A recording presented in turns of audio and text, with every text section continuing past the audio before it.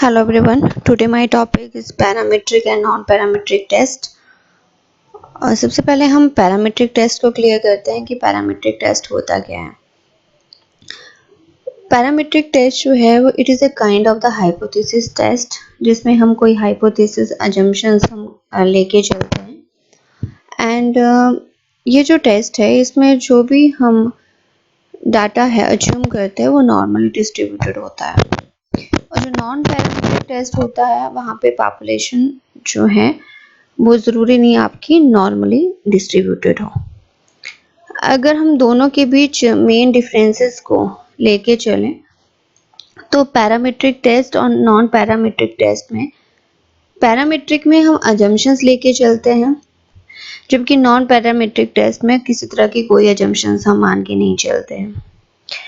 Parametric test में जो भी आपकी सेंट्रल टेंडेंसी वैल्यू होगी वहाँ पे यानी एवरेज वैल्यू जो होगी वो आप मीन वैल्यू लेके चलेंगे, क्योंकि नॉन पैरामीट्रिक टेस्ट में आपकी मीडियन सेंट्रल टेंडेंसी वैल्यू होती है। मीडियन को हम इंक्लूड करते हैं।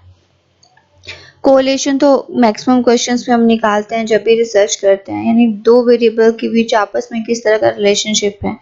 कोरिलेशन को निकालने के लिए काफ़ी मेथड्स हैं, लेकिन अगर पैरामीट्रिक टेस्ट की बात करें तो पैरामीट्रिक टेस्ट में पियर्सन कोरिलेशंस को हम ज़्यादा अज्यूम करते हैं और नॉन पैरामीट्रिक टेस्ट में स्पीयरमैन कोरिलेशन को लेके चलते हैं।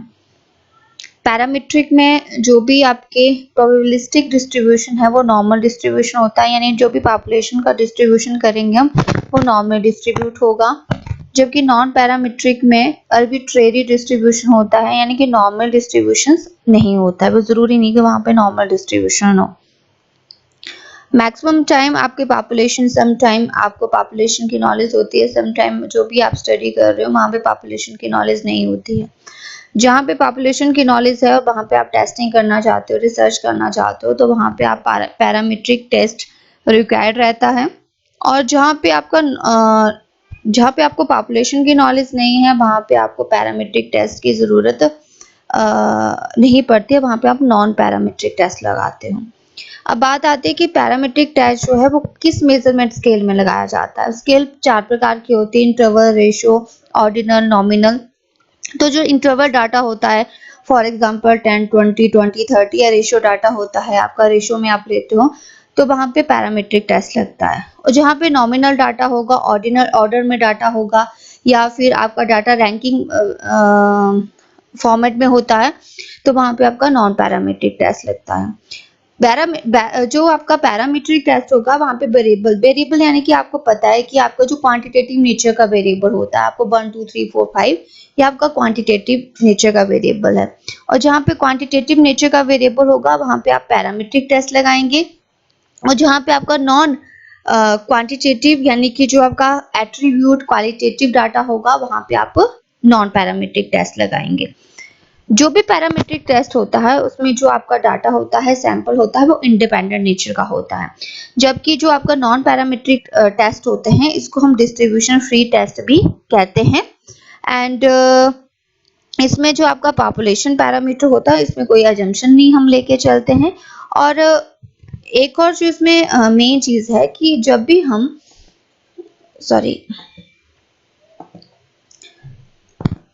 जो भी पैरामीट्रिक टेस्ट होगा उसको हम ग्रुप ऑफ मीन मान के चलते हैं। जैसे सेंट्रल टेंडेंसी वैल्यू इसमें मीन रहती है, उसी तरह से नॉन पैरामीट्रिक टेस्ट में मीडियन होती है। पॉपुलेशन का पता आपको पैरामीट्रिक में होता है, नॉन पैरामीट्रिक में नहीं होता है। हाँ, सैंपल आर इंडिपेंडेंट। इंडिपेंडेंट का मतलब है कि जो भी सैंपल आप लेंगे वो एक दूसरे को प्रभावित नहीं करेंगे, इंडिपेंडेंट नेचर के होते हैं।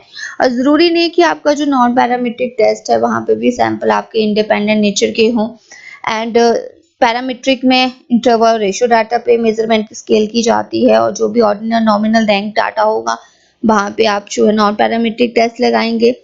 जो भी रिजल्ट निकल के आता है आपका पैरामीट्रिक टेस्ट से वो ज़्यादातर आउटलायर, बाहरी जो तत्व है उससे ज़्यादा वो इफेक्ट हो जाता है। बाहरी कोई चीज़ होगी तो उससे वो इफेक्ट कर जाएगा रिजल्ट, लेकिन ज़रूरी नहीं जो नॉन पैरामीट्रिक टेस्ट होंगे, जो बाहरी आउटलायर्स होते हैं उससे वो रिजल्ट इफेक्ट करेगा।